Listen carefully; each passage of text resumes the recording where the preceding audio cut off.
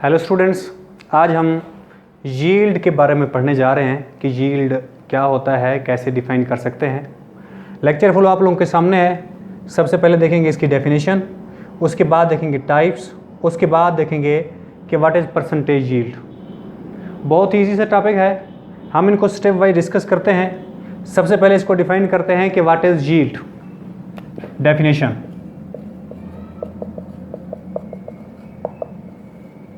the amount of product obtained in chemical reaction is called yield। हाँ जी, actually yield होता क्या है? किसी भी प्रोसेस के नतीजे में जो नई चीज़ बनती है उसे हम यील्ड कहते हैं।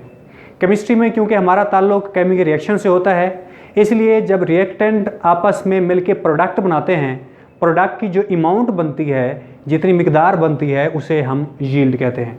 समझ आ गई मेरी बात? जैसे देखिए, हमारे पास हाइड्रोजन है और ऑक्सीजन है। जब ये आपस में रिएक्शन करते हैं तो इससे बनता है वाटर। मैंने बताया हाइड्रोजन ऑक्सीजन आपस में रिएक्ट करके बनाते हैं वाटर। वाटर कितने मॉलिक्यूल बनाते हैं जी? कितने मोल बनाते हैं? 2। अब इधर देखिए, हमारे पास हाइड्रोजन कितने हमारे पास मोल मिल रहे हैं? 2। और ऑक्सीजन का 1 मोल मिल रहा है और वाटर 2 मोल बन रहा है। अब जो मिकदार वाटर की हमें मिल रही है, जो वाटर की मिकदार बन रही है, इसे हम नाम देते हैं यील्ड। यानी किसी भी केमिकल रिएक्शन के नतीजे में जो अमाउंट बनती है प्रोडक्ट की, उसे हम यील्ड कहते हैं। क्लियर हो गया? अब इसके बाद है दूसरा स्टेप है हमारे पास types of yield. Types of yield: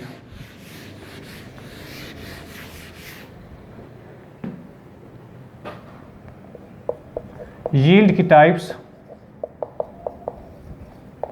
basically there are 2 types of yield. एक को नाम देते हैं एक्चुअल यील्ड और दूसरे को नाम देते हैं थ्योरेटिकल यील्ड। थ्योरेटिकल यील्ड, मैंने बताया कि हमारे पास इसकी 2 टाइप्स हैं। सबसे पहली टाइप है एक्चुअल यील्ड। अब एक्चुअल यील्ड कौन सी होती है, थ्योरेटिकल यील्ड कौन सी होती है? अब जो ओरिजिनल प्रोडक्ट बनता है, जैसे मैंने अभी बताया था कि हमारे पास वाटर बनता है हाइड्रोजन ऑक्सीजन के मिलने से। ये देखें, हाइड्रोजन प्लस ऑक्सीजन जब ये मिले थे 2 मोल वाटर बना था।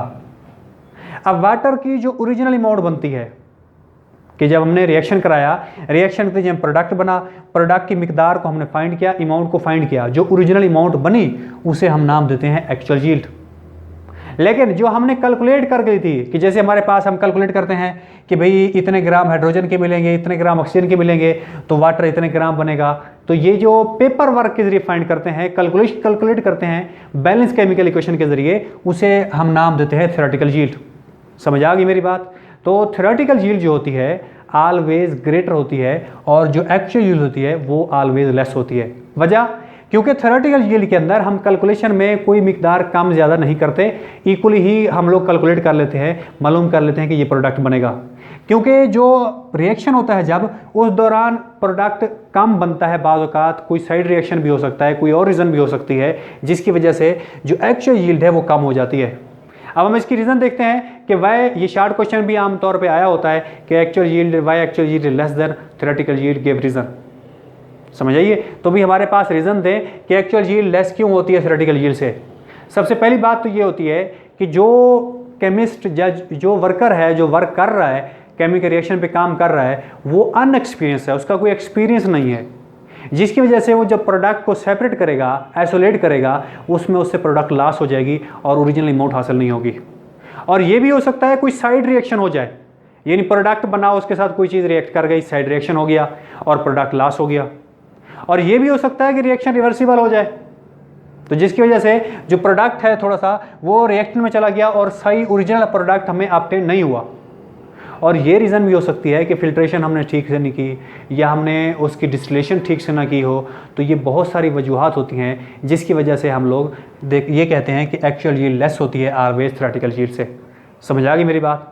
अब देखो, क्योंकि ये लेस होती है इसलिए हम लोग रिएक्शन की एफिशिएंसी चेक करने के लिए, हम लोग यील्ड की एफिशिएंसी चेक करने के लिए हम लोग परसेंटेज यील्ड फाइंड करते हैं। परसेंटेज यील्ड जो होती है actually it is ratio between actual yield and theoretical yield. कैसे? देखिए हमारे पास परसेंटेज यील्ड ये होती है हमारे पास actual yield divided by theoretical yield multiply by 100, और इसके ज़रिए हम किसी भी रिएक्शन की एफिशिएंसी को चेक कर सकते हैं। क्लियर हो गया? नेक्स्ट हम अगले लेक्चर में डिस्कस करेंगे।